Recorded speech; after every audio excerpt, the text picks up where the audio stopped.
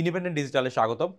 আপনারা জানেন যে গতকাল সন্ধ্যা থেকেই মূলত আলোচনায় একটি বিষয় ৩১শে ডিসেম্বর। আসলে কি হতে যাচ্ছে ৩১শে ডিসেম্বর?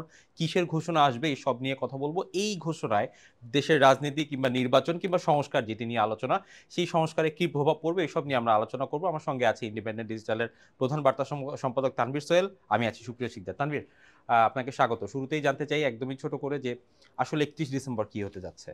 আসলে যেটি মানে তারা ঘোষণা করেছেন যে বৈষম্য বিরোধী ছাত্র আন্দোলন এবং জাতীয় নাগরিক কমিটি বলে যে দুটি সংগঠন পাশাপাশি চলছে, তারা একটা ঘোষণা করেছেন যে জুলাই বিপ্লবের যে ঘোষণাটা তারা আচ্ছা। সেটা দিবে বা সেই ঘোষণাটা অর্থাৎ আহ, একটা বিপ্লবের পর বা অনেক সময় আমরা সাধারণত দেখি যে বিপ্লবের আগে ঘোষণা দিয়ে একটা বিপ্লব হয়, আবার হুম। কখনো কখনো বিপ্লবের পরেও ঘোষণা আসে যে কিভাবে বিপ্লবটা আসলে সংগঠিত হয়েছে। কিন্তু আমরা যদি দেখি যে ৫ আগস্ট যে আমরা বলছি গণ অভ্যুত্থান হয়েছিল, তো সেটির প্রেক্ষাপট আগে পরে অনেক কিছু বিষয় নিয়ে কিন্তু কোনো কথাবার্তা হয়নি, বা আচ্ছা। যারা ছাত্ররা যারা আন্দোলন করেছেন তারাও সেভাবে তেমন কোনো কিছু বলেননি। তারা সরকার গঠন করেছেন এবং সরকারেও নিজেরা থেকেছেন, সরকারের বাইরে একটি দল হিসেবেও তারা প্রেশার গ্রুপ প্রেশার হিসেবে গ্রুপ হিসেবে। সংগঠন হিসেবে কাজ করেছেন।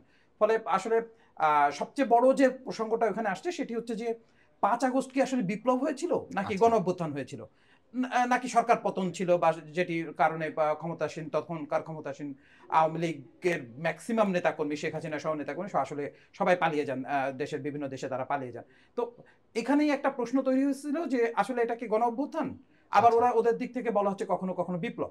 ফলে আমার যেটা আমরা এখন পর্যন্ত জানতে পারছি যে ৩১ ডিসেম্বর আসলে এটি পরিষ্কার করা হবে যে না, এটি একটি বিপ্লব সংগঠিত হয়েছিল। আচ্ছা। মূলত ৩১ ডিসেম্বরে আসলে যদি আমরা ওইভাবে বলি যে কি হতে যাচ্ছে, কেন হতে যাচ্ছে, আমরা প্রথমে হচ্ছে কি হতে যাচ্ছে সেটি হচ্ছে যে তারা একটা বিপ্লবের ঘোষণা তারা এখানে রেভুলেশন যেটা হয়েছে সে তার একটা প্রোক্লামেশন আপনারা প্রোক্লামেশন জানেন যে দিবে। সেটা ঘোষণা করবে।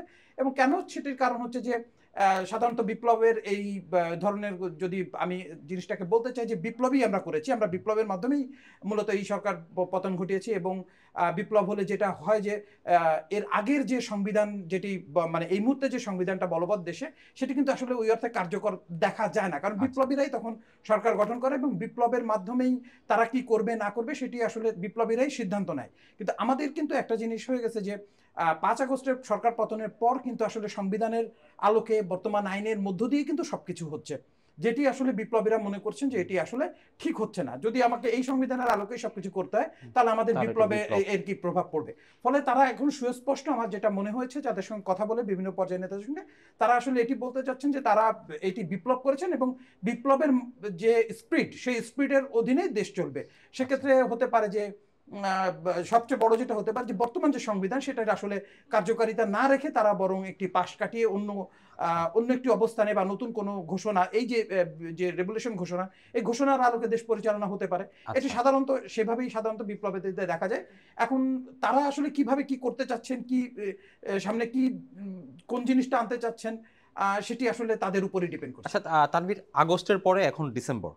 এত পরে কেন এসে এই ঘোষণা নিয়ে আলোচনা হচ্ছে? এটি সত্যি একটা গুরুত্বপূর্ণ এবং বেশ মানে আগ্রহ উদ্দীপক একটা হুম। বিষয় যে বিপ্লবের ঘোষণাটা কেন তাহলে এত পরে যে একদম। প্রোক্লামেশনটা তারা দিচ্ছেন, এবং প্রোক্লামেশন অফ রিপাবলিক যেটা হচ্ছে প্রজাতন্ত্র ঘোষণা। তো দুটি ঘোষণাই কিন্তু আসলে আমরা ওই যে আমি আপনাকে আগেই যে বলছিলাম, আমরা যদি কিউবা বিপ্লব বা আদার্স বিভিন্ন বিপ্লবের কথা দেখি বা জানি, তাহলে কিন্তু দেখা যায় যে বেশিরভাগ ক্ষেত্রে বিপ্লব হয়েছে কিন্তু আগে ঘোষণা দিয়ে। আচ্ছা। অর্থাৎ আমি কি করতে চাই, কি করব না করব সেটা একটু আগে ঘোষণা দেওয়ার পর বিপ্লব হয়েছে। আবার ফরাসি বিপ্লব দেখা যাচ্ছে যে নির্যাতনের কারণে তখনকার এলিট সোসাইটির সঙ্গে সাধারণ নিম্ন আয়ের মানুষের মধ্যে যে এক ধরনের দ্বন্দ্ব সেখান থেকে হয়েছিল, এবং সেই বিপ্লবও কিন্তু অত্যন্ত দ্রুততম সময়ের মধ্যেই তার বিপ্লবের একটা ঘোষণা কিন্তু সেখানে দেখা গেছে, বা সেভাবে তারা কাজ করেছেন বা চলেছে। আচ্ছা। তারা ওই বিপ্লবের স্পিরিট নিয়েই মূলত তারা নতুন করে গড়ে তুলেছেন। কিন্তু বাংলাদেশে যেটি হয়েছে যে বিপ্লবের স্পিরিটটা কিন্তু আসলে আমরা দেখতে পাই না। সেটাকে যদি যেহেতু তারা বলছেন যে আমরা বিপ্লব করেছি, তো সেই জায়গায় যদি বলি সেই স্পিরিটটা তারা দেখাননি। তারা বরং তারা যদি বলি যে সেটা আসলে কি হয়েছে, সেটাই আসলে ছিল গণ অভ্যুত্থানের চিত্র আমরা দেখেছি। গণ অভ্যুত্থানে একটি সরকার পতন হয়েছে, ইন্টারিম একটি সরকার আসছে, এবং সেই সরকার কিন্তু বিগত সরকার বা বাংলাদেশ রাষ্ট্র প্রতিষ্ঠার পর থেকে যে সংবিধান, আইন, কানুন সেগুলো মেনে মেনেই কিন্তু তারা প্রত্যেকটা কাজ করেছেন। শপথ নেওয়া থেকে শুরু করে সরকার পরিচালনা সবকিছু তারা করেছেন। তো তারা এটি করতে গিয়ে তারা বুঝেছেন যে আসলে এই প্রক্রিয়ার মধ্যে আসলে লম্বা সময় থাকাটা কিন্তু আসলে বিপ্লব, তাহলে যে বিপ্লবটা করছে সেই চেতনাটা, বিপ্লবের যে চেতনা বা বিপ্লবের যে কাজ, সেটি কিন্তু আসলে আর থাকে না। কারণ তাহলে আপনাকে দ্রুত নির্বাচনে যেতে হবে, স্বাভাবিকভাবে অনির্বাচিত একটি সরকার এই মুহূর্তে আছে, একটি নির্বাচিত সরকারের হাতে ক্ষমতা দিতে হবে। তো সেক্ষেত্রে দেখা যাবে যে নির্বাচিত যদি বলি তো এই মুহূর্তে সবচেয়ে বড় রাজনৈতিক দল বাংলাদেশে সেটি হচ্ছে অবশ্যই বিএনপি। এবং আওয়ামী লীগ একটি বড় রাজনৈতিক দল নিঃসন্দেহে, কিন্তু তাদের নেতাকর্মীরা যেহেতু একটি 15 বছরে নানা অপকর্মের সঙ্গে জড়িয়ে পড়ে এখন তারা পালিয়ে আছেন, বা এই মুহূর্তে সেই আমরা যেটাকে বলি সিনে নাই বা দৃশ্যপটে তারা নাই, সেই হিসেবে কিন্তু নির্বাচন যদি হয় তাহলে সেটি স্বাভাবিকভাবেই বিএনপি রাষ্ট্র ক্ষমতায় যাবে। তো বিপ্লবীদের মধ্যে এমন একটা আছে যে আমরা যে সরকার পতন করেছি, যেটি তাদের বলতে চায় যে বিএনপি তো বহু বছর আন্দোলন করেছে, তারা তো সরকার পতন ঘটাতে পারে নাই এত ইসের মধ্যে। তো যেহেতু আমরা পতন ঘটিয়েছি, আমরাই আসলে আমাদেরই আরো কিছুদিন দেশ পরিচালনা, কিছু সংস্কার, কিছু কাজ, এই কাজগুলো আমাদেরকে করা উচিত, এবং সেটি অবশ্যই এই সংবিধান বা আইনের আলোকে করতে গেলে আসলে সেটি কখনো বাস্তবায়ন হবে না। সেক্ষেত্রে তাদের অবস্থান হচ্ছে যে এই দেরিতে হচ্ছে এটা ঠিক আছে, কিন্তু তারা ঘোষণাটা দিয়ে এইভাবেই নামতে চাচ্ছে। আচ্ছা, তানভীর, এই পর্যায়ে এসে যে আমরা যদি 5ই আগস্ট দেখি, সেখানে সবার একটা ঐক্যমত্য ছিল যে সরকার পতন করতে হবে, সেই জায়গায় সবাই এসেছে। এখন আপনি যেটি বলছিলেন যে সংবিধানকে সাংঘর্ষিক পর্যায়ে নিয়ে যেতে পারে এই অভ্যুত্থানের যে ঘোষণা আসবে 31শে ডিসেম্বর, সেক্ষেত্রে কি অন্যান্য যে বড় রাজনৈতিক দলগুলো আছে তারা কি একমত পোষণ করবে? আসলে সংবিধান সাংঘর্ষিক বলতে কি, আমি আবারও বলছি যে আসলে 5 আগস্টের সঙ্গে সঙ্গে যদি বিপ্লবী সরকার গঠিত হতো, এই যে শহীদ মিনারে তারা যে কর্মসূচিটা করছেন সেখানে তারা একটা সরকার শপথ নিত এবং তারা সরাসরি দেশ পরিচালনায় অংশ নিত, তাহলে সেটি একটি মানে একদম। আমাদের কাছে হতো অত্যন্ত স্বাভাবিক একটা ব্যাপার হতো যে বিপ্লব পরবর্তীতে এমনই হওয়ার কথা। কিন্তু তারা আসলে ওই কাজটির মধ্যে যান নাই। ফলে এখন মনে হচ্ছে যে সংবিধানের সাথে সাংঘর্ষিক, আসলে সাংঘর্ষিক বর্তমান পরিস্থিতির সাথে সাংঘর্ষিক। আচ্ছা। যদি বিপ্লবের স্পিরিট আমরা দেখি তাহলে কিন্তু আসলে তাই হওয়ার কথা ছিল, যে আচ্ছা। আমি তো যে আগেরটাই আমাকে মেনে চলতে হয় সবকিছু বা ই করে চলতে হয়, তাহলে সেই বিপ্লবের মানে কি? হুম। এবং সেই সময় কিন্তু তারা কি বিপ্লব করেছেন নাকি ওই যে আমি আবারও আপনাকে বলছি যে গণ অভ্যুত্থান, এই যে একটা প্যাচ লেগে গিয়েছিল বাংলাদেশের মধ্যে, মানুষের মধ্যে একটা ধারণা তৈরি হয়েছে, আচ্ছা শেষ পর্যন্ত ধারণা হয়েছে যে না, এটা আসলে গণ অভ্যুত্থান, কারণ এখানে বিপ্লবীয় কোনো চিন্তা চেতনা বা সেই রকম কোনো কিছু আসলে ওই ব্যাপার দেখা যায় নাই। যেটি নিয়ে কিন্তু আপনি জানেন যে ফরাদ মাজার, যিনি একজন শিক্ষাবিদ, পাশাপাশি একজন আমি বলবো যে চিন্তাবিদও তিনি, চিন্তাবিদ। তিনি তিনি কিন্তু বলেছিলেন শুরুতেই যে এই ধরনের বিপ্লবী সরকারই গঠন করা উচিত ছিল, যেটি রাষ্ট্রপতি অধীনে শপথ নেওয়াটা তাদের ভুল ছিল। পাশাপাশি তাদের যারা আছেন তারাও কিন্তু একই রকম মতামত ওই মুহূর্তে দিয়েছিলেন স্টুডেন্ট, কিন্তু স্টুডেন্টরা স্বাভাবিকভাবেই একটি সরকার গঠন করেছে, যেটি আসলে আমরা দেখি যে তত্ত্বাবধায়ক সরকারের মতো, অর্থাৎ 2007-08-এর যে ইন্টারিম গভর্নমেন্ট ওই রকম একটা গভর্নমেন্টের মতোই ফল করেছিল। এবং শুরুতেই বলা হচ্ছে যে এই সরকারের কাজ হবে একটি সংস্কার এবং নির্বাচনের মাধ্যমে একটি নির্বাচিত সরকারের হাতে ক্ষমতা দেওয়া। কিন্তু বিপ্লবের যে স্পিড বা তারা যে চিন্তা করছে এখন, যে এসে তারা যে ভাবছে, সেইটা ভাবনাটা কিন্তু বর্তমান যে অবস্থায় আছে এই অবস্থার সঙ্গে সম্পূর্ণ আলাদা। ফলে স্বাভাবিকভাবে মনে হতে পারে সাংঘর্ষিক, কিন্তু যেহেতু আমরা এটা নিঃসন্দেহে বলতে হবে যে যারা জয়ী হবে তারাই তো ইতিহাস লেখে। তো আচ্ছা। ওই মুহূর্তের যদি জয়ী ধরি আমরা, তাহলে অবশ্যই স্টুডেন্টরা, ছাত্ররা জয়ী। তারা যদি এই বিপ্লবের ঘোষণা এখন এসে যদি সেটা সাকসেস হয়, তারা যেটা চায় সেই অনুযায়ী যদি মানুষ যদি এখনো তাদেরকে সেভাবে সমর্থনের জায়গাটা রাখে, তাহলে ধরে নিতেই হবে যে এটাই বাস্তবতা। কিন্তু এটা ঠিক যে আপনি বলছিলেন বড় রাজনৈতিক দলের মধ্যে বিএনপি কি এটা মানবে?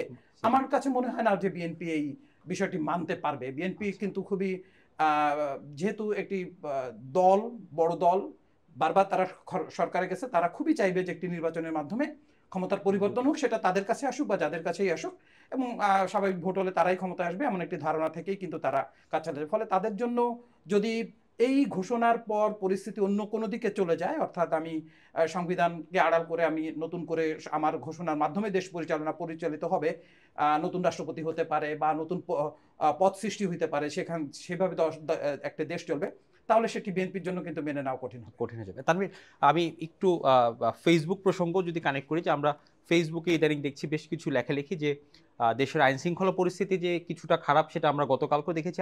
আইজিপি কথা বলেছেন, তিনি বলেছেন যে পুলিশের হাতে আসলে কোনো ম্যাজিক নেই। তো সেই জায়গাটা থেকে আমরা দেখেছি খুব সম্প্রতি চাঁদপুরে জাহাজ থেকে 7টি মরদেহ উদ্ধার, এবং এর পরপরই একটি বড় দুর্ঘটনা, সচিবালয়ে আগুন। সামাজিক যোগাযোগ মাধ্যমে একটা হইচই আছে যে আসলে এই দুটো ঘটনার পরেই কেন আবার 31শে ডিসেম্বর? এর সঙ্গে কি কোনো যোগসূত্র আছে? আসলে সবকিছুর সাথে সবকিছুরই যোগসূত্র থাকে, তবে নিশ্চিত করে বলা যায় না যে এর সঙ্গেই কোনো যোগসূত্র আছে। তবে এটি কিন্তু ঠিক যে যখন আপনি রাজনীতি করেন বা বিপ্লব করেন, যেটাই করেন না কেন, পেছনের কোনো একটি ঘটনা সামনে আসলে সেটাকে আড়াল করে দেওয়ার জন্য নতুন ইস্যু তৈরি করা এটা খুব জরুরি থাকে। তবে এটা ঠিক যে ইন্টারেস্টিং হচ্ছে যে এত প্রায় 5 মাস পরে গিয়ে, প্রায় না 5 মাস পরে গিয়ে একটা মানে আমি বলবো যে বিপ্লব ঘোষণা, যেটা ঘোষণাপত্র পাঠ হতে যাচ্ছে, সেটি খুবই আগ্রহোদ্দীপক একটা ব্যাপার হবে।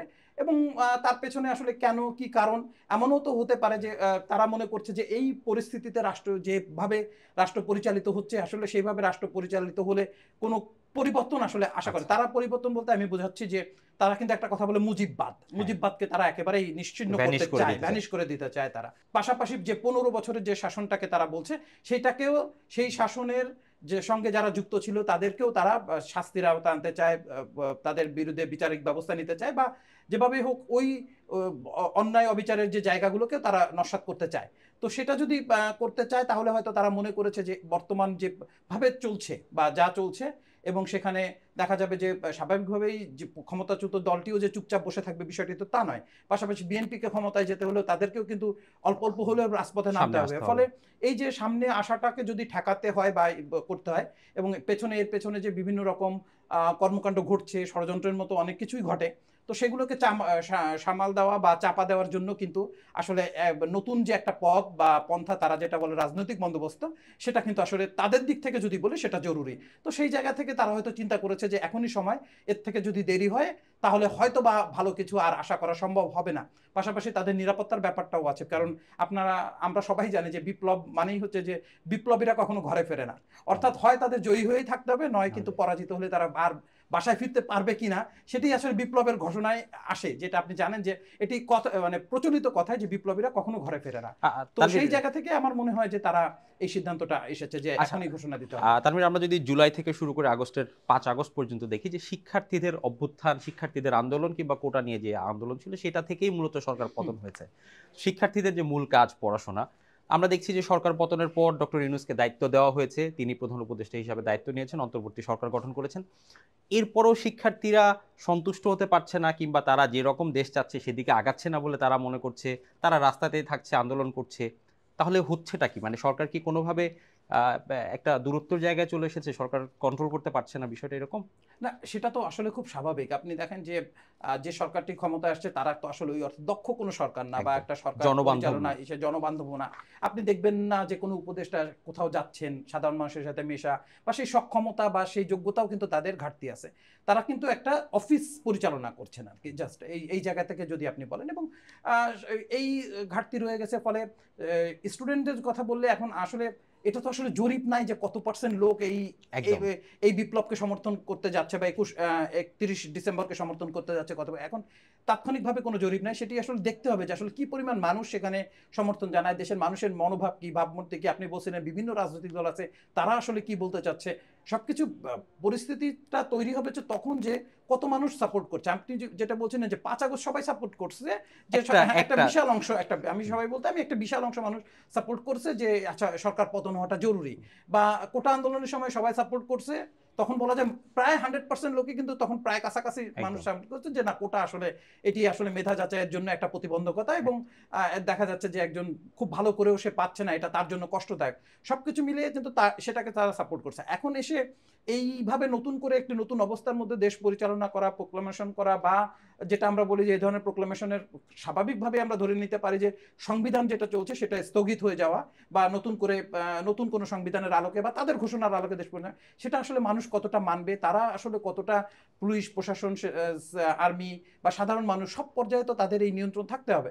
তা নাহলে তো আসলে একটি দেশ পরিচালনা করা কঠিন হয়ে যাবে। তো এরা হয়তো মনে করছে বর্তমান সরকার যেভাবে চলছে এইভাবেও চলানো কঠিন, এটা চলতে পারে না। তার থেকে তারা হয়তো নতুন কিছু একটা করে দেখতে চায় যে সেটা আসলে সম্ভব কিনা। আচ্ছা, তার একদমই ছোট করে আপনার কাছে জানবো যে এখনো বলা যায় যে রাজনীতি, সংস্কার, নির্বাচন, এই তিনটি মোটামুটি খুবই আলোচিত এই সময়ে। এই ঘোষণায় এই তিনটিতে কোনো প্রভাব পড়বে কিনা, একদমই ছোট করে, রাজনীতি, নির্বাচন, সংস্কার? ধারণা অবশ্যই প্রভাব পড়বে, অবশ্যই প্রভাব পড়বে। কারণ বর্তমান যে সংস্কার প্রক্রিয়া, সেটা থেকে নির্বাচন প্রক্রিয়ার যে ধারাবাহিকতা চিন্তা করা হচ্ছে বা ভাবা হচ্ছে, যদিও সরকার কিন্তু নির্বাচনের ব্যাপারে কোনো আনুষ্ঠানিক কোনো কিছু জানায় নাই যে কোন মাসে হতে পারে বা কবে নাগাদ হতে পারে। একটা সম্ভাব্য ধারণা তারা হয়তো দিয়েছে, সেটা নিয়েও নানা ধরনের মত আছে। তো যখন নতুন করে যদি এই প্রোক্লামেশন হয় এবং স্টুডেন্টরা যদি নতুনভাবে চিন্তা করে বা সংবিধানকে নতুন সংবিধান তৈরি করার কথা চিন্তা করে, তাহলে কিন্তু সংস্কার বা আদার্স কোনো কার্যক্রমই কিন্তু আসলে আর কার্যকর থাকবে না। তখন সবকিছুই হবে নতুন করে, এবং তাদের ঘোষণার আলোকেই নিশ্চয়ই সেটা দিক নির্দেশন থাকবে, সেই ঘোষণার আলোকেই সেটা হতে থাকবে। ফলে বর্তমান যে কার্যক্রম, যদি আমরা বলি যে এই প্রোক্লামেশন যদি হয়, যে এই প্রোক্লামেশন অনুযায়ী, যেটা আমরা সাধারণভাবে বুঝি যে বিপ্লবীরা যে প্রোক্লামেশনটা দেয় সেটার মাধ্যমেই একটা দেশ পরিচালিত হবে, সেটাই আমরা সাধারণভাবে বুঝি। আবার যদি এমন হয় যে না, তারা এটাই জানাইতে চাচ্ছে যে আসলে আমরা কিভাবে কি বিপ্লবটা করেছিলাম, করেছি, কিভাবে করেছি, শুধু এটুকু, তাহলে তো আসলে আর কোনো এটা পরিবর্তন কিংবা কিছু পরিবর্তন বা আসবে কোনো না। কিছু দাঁড়াবে না। কিন্তু তারা যদি মনে করে যে না, তাদের এই ঘোষণার আলোকেই দেশ পরিচালিত, তাহলে বাকি সবগুলোর উপরে যে প্রভাব পড়বে এটা তো বলার অপেক্ষা রাখে না। ধন্যবাদ তানভীর। দর্শক, আজ এ পর্যন্তই। দেশ বিদেশের যে কোনো খবর জানতে ইন্ডিপেন্ডেন্ট ডিজিটাল ভিজিট করুন, itbbt.com।